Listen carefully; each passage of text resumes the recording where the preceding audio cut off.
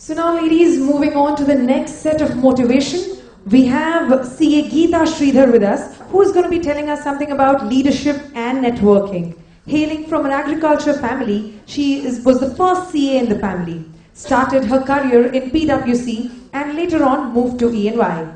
After 7 years of audit, she moved on to become an entrepreneur, specialist in education. She did her MDP with IIMS and she loves sports and she also participated in the 10K runs.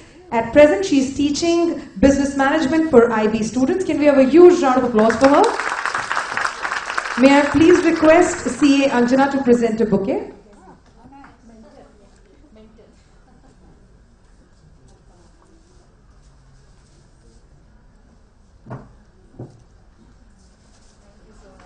Thank you so much, ma'am, for coming here. And we're all looking forward to hear from you.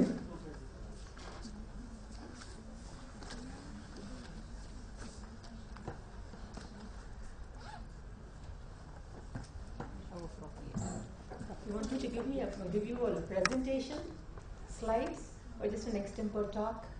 Yeah. In fact, I'm delighted to be here and much more honored because to see my mentor sitting here, and thanks for staying back in this. Two interesting things which I thought will benefit all of you all. One is networking and the other one is leadership. Networking is a very sensitive thing for women. We all love social networking. We know how to talk to people, we know what to talk, what saris, what jewelry, what are the latest things. Fantastic. When it comes to professional networking, we are one step behind. Why so? We don't use the groups to exchange and share information about our work. Why so? Are we not confident? Are we scared? People laugh at us? It's not so. It's not so. Be proud to talk about what you do with people. When you go to drop your kids for Bharatanatyam classes or basketball classes, take opportunities there when a lot of women are sitting there. Talk about yourself. What do you do? That's where you develop clientele. That's where you work starts grooming there. And I've seen in my own case, it is working. We don't need to be in that men's group to get work. Our own group will generate a lot of work. And that is where I got to know when, let me share this little thing by digressing. Today I had the honor of hearing to Professor Vasanthi ma'am talking live, because we got to hear her through Miss Anjana, through Skype, when I was in IIM Udaipur doing my MDP program. And Skype itself was a huge influence for me. And today when I'm seeing her live, she was the one who spoke about networking, and I've been using it since 2012. She beautifully explained the career graph of a woman starts off only at the age of 30, 32. Unlike men, where it starts off from 22 and it shoots up. For us, it stagnates after a point, we get married and then it stops there. Don't stop there. From 30, 35, take it up. And how do I take it up? Networking is one skill. Constantly studying and reading and updating ourselves. Every year I spend 2 months to update myself. It can be either my profession or I love fitness, so I also take part there, train myself there, or I did a kind of MDP program for my own skills. Keep doing this, and it helps. And I will tell you, being in this fitness field, I've developed my network beyond imagination. Beyond imagination. I get a lot of work, a lot of ideas. And one such idea is when I was in Hyderabad. I'll tell you how I came here to talk to you today. When I was in Hyderabad last Saturday, just going to meet my friends and all, and I just participated because they wanted me also to talk. And there, from the chairman there, give a call to our chairman here, and that's why I'm here. Networking works. It works for our benefit. So, 3 important things in networking. Do professional networking. It's different from social networking. Read. It can be a small magazine. When we're talking in a group, what happened to Amazon? How is Flipkart running around? People look at us. People want to listen to us. It can be men want to converse with us.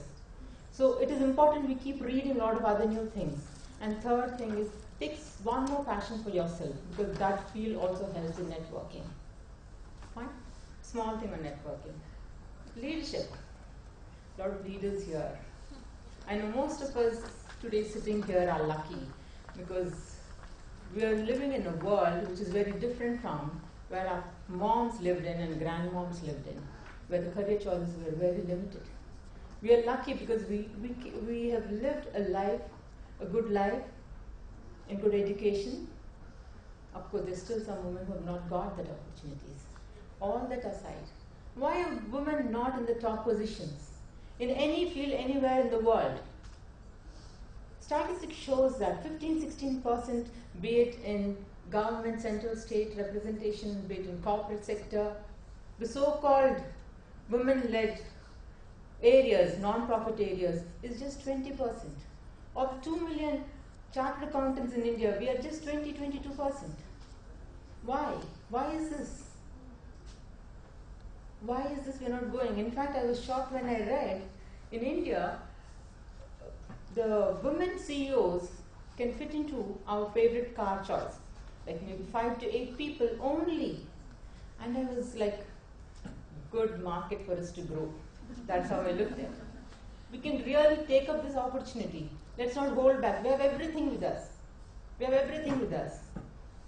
Then that is where I thought, okay, today let me not talk about women empowerment programs, the so-called schemes like work from home, flexi timings. All those are important. Today let's not probe into that. I'll share with you 3 important things where Ms. Shirley Sandberg, the CEO of Facebook, shared maybe 2012. She told 3 important things which we should focus as individuals. What are the messages we need to tell ourselves? Messages we need to tell our women who work for us and with us. What kind of messages we need to tell our daughters? She beautifully coined them into 3 different slots. Sit at the table. Second, don't leave before you leave. Third, make your partner a real partner. She told 3 important things for us as individuals, what we can do to become leaders. Sit at the table. We've seen Indian traditions, women are made to sit, like separate arrangements to sit, be it at home in a small gathering or in, you've seen we naturally go and sit in a corner and do our conversations. We're not together. We carry this to our office. Yes. When we're representing a company, we're accompanying our team, we also tend to sit aside or side of the room or maintain a distance at the table. Why is it so?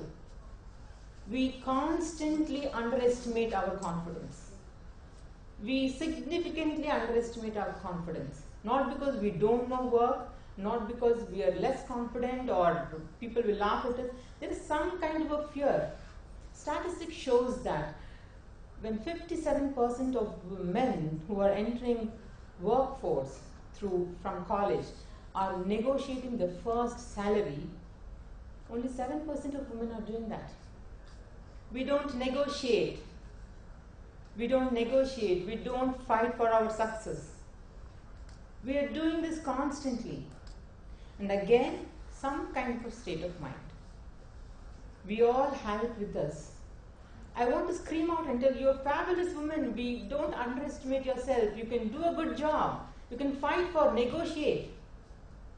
And you'll be surprised how I underestimate myself every time. It is not that which I'm telling and I don't have it. I also face the same problem. Last Saturday when I started talking, I didn't realize what I did.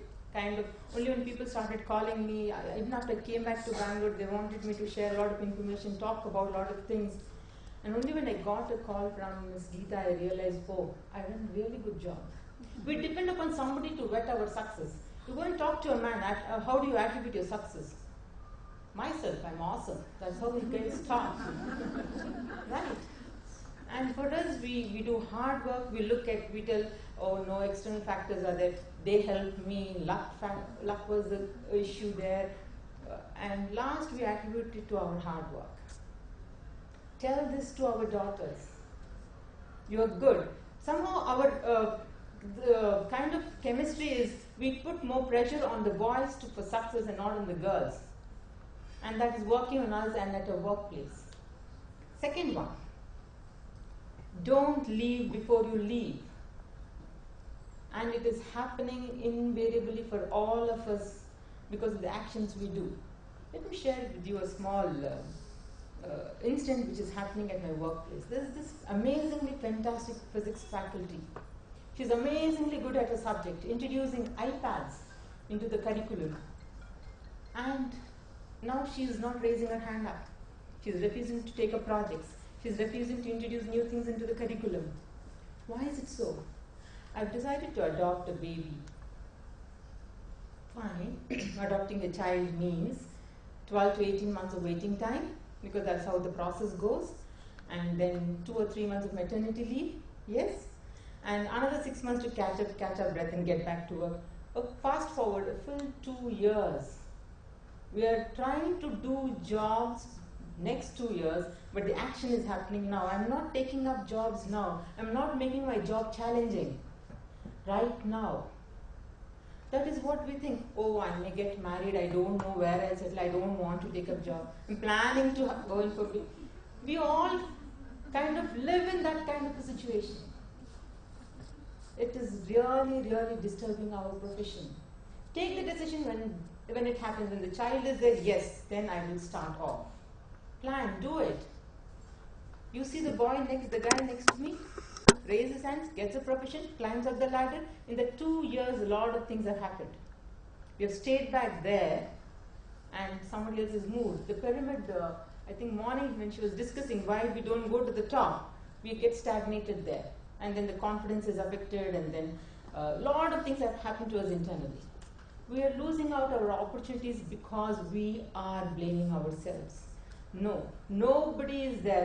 In fact, what I would like to tell is, let us start thinking ourselves, babies will happen. Fine, there is a break. Absolutely fine. Opportunities, you lose opportunities. Like the men also face a lot of problems, work pressure, boss not supporting. It happens to us. We will have to fight it out. It is simple, there is no difference there. But don't leave before you need to actually leave. Mentally, we stop taking up jobs. And the third important thing is, make your partner your real partner. I am convinced that we are doing awesomely well at work when compared to home, right? What my mom is doing, I don't do that kind of a great work at home, but definitely at work we are doing a good job. We have been empowered at work. So let's empower men at home. Right? Make your partner a real partner. Two important things. A woman who's working also has a full-time work at home. Yes, agreed. We all agree. And the man, the other side, is having only one job. We are having 2 jobs or 3 jobs, and they have only one job. Right? And when the time comes to drop, it is we who are dropping the jobs. Yes, we're doing it. Why not empower him to do the same thing the way we were doing so that we balance? I've seen a lot of men who work from home to support the careers of their wives, and that is real. It is hard, I know it is hard, but they're doing it. When they're doing it, it is possible. Only thing is, we have to let go a little of that control thing from home and empower them to do it. Are they not doing by empowering us at work? Right, so let us empower them at home. We are more happier then, and they are working at home and we are working at work. Yes? So let's take these 3 lessons, because a lot of other things are happening outside where we can take the benefit. But 3 important things for ourselves as women are: sit at the table. Try to raise your voice when you need to. We all slog at work, but refuse to take remuneration because we don't ask for. Nobody will give us promotion or hike. Only when we ask for it is being given. Second point, be proud of yourself. Don't leave before you leave. Have you not experienced that? You start blocking yourself when not taking up more clients and more jobs, right? And the third important thing is make your partner a real partner. Please do it. It's going to work. It's going to work.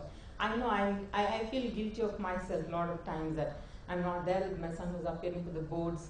It's not easy. It's not easy, but we can do it. We can do it. It's not easy mentally. We agree for it and come back and go to work. We can do it this way. I thought I'd try to finish in a short time. Anything else you'd like to share and tell? Fine. Thank you. Thank you, ma'am. And now may I please request CA Asha to present a token of appreciation.